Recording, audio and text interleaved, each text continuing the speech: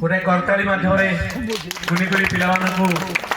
उत्साहित करने मोर अनुरोध से उत्तरोत्तर उन्नति करूँ।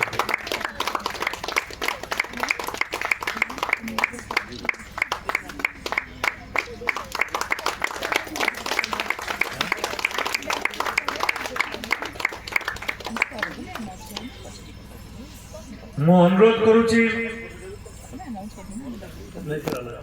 द्वितीय पर्याय आमर सेकेंड आयर तो तरुणकांत मलिक महोदय को से आसी आमर संबलपुरी